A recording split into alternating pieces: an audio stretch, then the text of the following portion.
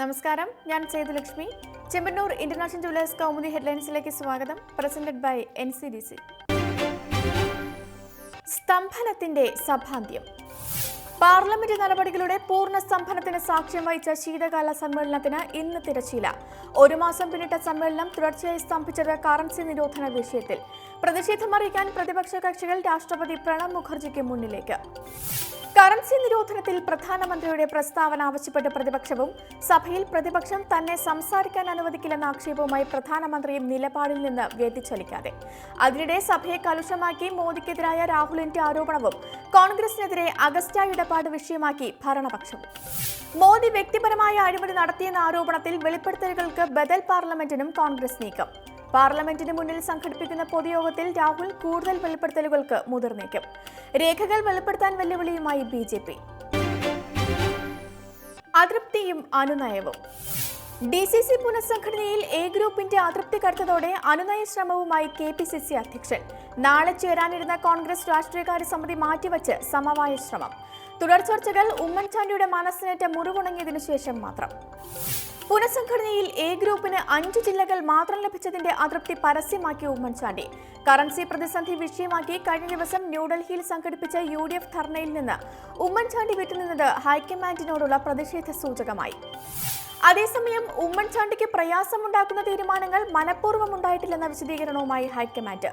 Group പരിഗണനകൾക്കപ്പുറം മികവിനും യോഗ്യതയ്ക്കും സ്ഥാനം നൽകിയപ്പോൾ ചില ഒഴിവാക്കലുകൾ അനിവാര്യമായെന്ന് AICC general secretary Mukul Wasnik. Group നീരസത്തിൽ തട്ടിമുട്ടി KPCC പുനഃസംഘടന തൃശങ്കുവിലാകുമെന്ന് ആശങ്ക പിന്നിട്ട് ആശ്വാസം. കറൻസി പ്രതിസന്ധി തുടരുന്നതിനിടെ അസാധു നോട്ടുകൾ RBIയിൽ നിക്ഷേപിക്കാമെന്ന ആശ്വാസത്തിൽ സഹകരണ ബാങ്കുകൾ.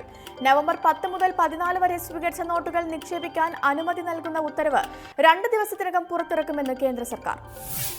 നിക്ഷേപിക്കുന്ന നോട്ടുകൾക്ക് പകരമായി ദേശസാൽകൃത ബാങ്കുകൾക്ക് നൽകുന്ന തോതിൽ പണം ലഭ്യമാക്കാൻ സുപ്രീം കോടതി നിർദ്ദേശിച്ചത് ഇന്നലെ. എന്നാൽ മറ്റിടപാടുകളിൽ നേരത്തെ ഏർപ്പെടുത്തിയ നിയന്ത്രണം തുടരും. ഇളവ് നൽകിയാൽ അത് പദ്ധതിയുടെ ഉദ്ദേശശുദ്ധിയെ ബാധിക്കുമെന്ന് നിരീക്ഷണം. അതിനിടെ നോട്ട് പ്രതിസന്ധിയിൽ കേന്ദ്ര ധനമന്ത്രാലയത്തെയും റിസർവ് ബാങ്കിനെയും രൂക്ഷമായി വിമർശിച്ച് സുബ്രഹ്മണ്യം സ്വാമി. മികച്ച ലക്ഷ്യങ്ങളോടെയുള്ള തീരുമാനം ധനമന്ത്രാലയം മോശമാക്കി നടപ്പാക്കി. സ്ഥിതി ഇനിയും നിയന്ത്രിക്കാനായില്ലെങ്കിൽ ജനവികാരം എതിരാകുമെന്നും സ്വാമി. ചിഹ്നത്തലൈവിക്ക് പെരിയ പരിഷ്കാരം. തമിഴ്നാട്ടിൽ പുതിയ തലൈവിക്ക് വഴിയൊരുക്കാൻ പാർട്ടി ഭരണഘടനാ ഭേദഗതിക്ക് നീക്കവുമായി AIADMK. ജനറൽ സെക്രട്ടറി പദവി വഹിക്കാൻ പ്രാഥമിക അംഗത്വത്തിൽ തുടർച്ചയായി 5 വർഷം പൂർത്തിയാക്കണമെന്ന വ്യവസ്ഥ പരിഷ്കരിക്കും. ഭേദഗതി ചിഹ്നത്തലൈവിയാകാൻ ശശികലയ്ക്ക് സൗകര്യമൊരുക്കുന്നതിനായി. 2011 പാർട്ടി അംഗത്വത്തിൽ നിന്ന് പുറത്താക്കപ്പെട്ട ശശികലയെ ജയലളിത തിരികെ എടുത്തത് 1 വർഷത്തിനു ശേഷം. പാർട്ടി വ്യവസ്ഥകൾ പ്രകാരം ജനറൽ സെക്രട്ടറി പദത്തിന് അർഹയല്ലാത്ത ശശികലയ്ക്കെതിരെ അണികളിൽ കടുത്ത ഭിന്നത. എന്നാൽ തലൈവിയുടെ മനസാക്ഷിയായ ശശികല തന്നെ പുതിയ ജനറൽ സെക്രട്ടറി എന്ന് പാർട്ടി വക്താക്കൾ. അതിനിടെ കടുത്ത ശ്വാസതടസ്സം കാരണം കരുണാനിധിയെ വീണ്ടും ആശുപത്രിയിൽ പ്രവേശിപ്പിച്ചതോടെ പുതിയ മേധാവിക്കായി DMKയിലും സമ്മർദ്ദം. ശ്വാസകോശ അണുബാധ കാരണം കരുണാനിധിയെ ആശുപത്രിയിൽ പ്രവേശിപ്പിച്ചത് കഴിഞ്ഞ രാത്രി.